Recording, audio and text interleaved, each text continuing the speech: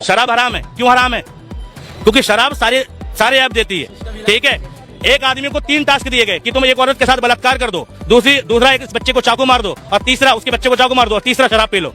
तो उस आदमी ने कहा कि गुनाह मुझे करना है तो मैं किसी और को तकलीफ क्यों दूंगा। उन्होंने कहा शराब ही पी लेता हूँ, सिर्फ मुझे गुनाह होगा। उन्होंने शराब पी, शराब पीने के बाद सुरूर आया, दिमाग फिरा, पहले बलात्कार किया। ठीक, शराब पीने के बाद, और बलात्कार किया तो उसका बच्चा चिल्लाया तो उस बच्चे का कत्ल किया। इसलिए शराब हराम है, क्योंकि अगर वो शराब ना पीता तो बाकी के 2 गुनाह भी नहीं होते ना। ठीक, बाकी के 2 गलत काम भी नहीं होते। हर धर्म अच्छा सिखाता है, हिंदू धर्म में भी। भगवान राम के बारे भगवान राम ने बहुत अच्छी बात बताई है। रावण जब सीता मैया को उठा के ले गया तो मंदोदरी के सामने रोया कि इतने दिन से सीता मेरे पास है, लेकिन मैं कभी सीता को स्पर्श नहीं कर पाया। ठीक, क्यों नहीं कर पाया जी? कि भाई कहते तुम तो शक्तिशाली कर सकते हो, कहते नहीं, मैं चाहता हूँ सीता मुझे खुशी खुशी स्वीकारे।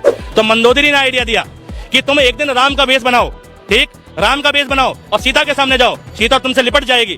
तो रावण ने पता है क्या कहा? तुझे क्या लगता है मैंने ऐसा नहीं किया? कहता मैंने राम का वेश बनाया, राम जैसे केश किए, राम जैसे वस्त्र पहने, राम जैसा श्रृंगार किया, और उस वक्त पता है क्या हुआ? जब मैं राम का वेश बनाता हूँ, मुझे मेरी बीवी, ठीक है, मुझे मेरी बीवी के अलावा सारी दुनिया में माँ बहन नजर आती है। यानी हर औरत मुझे मेरी माँ बहन लगती है।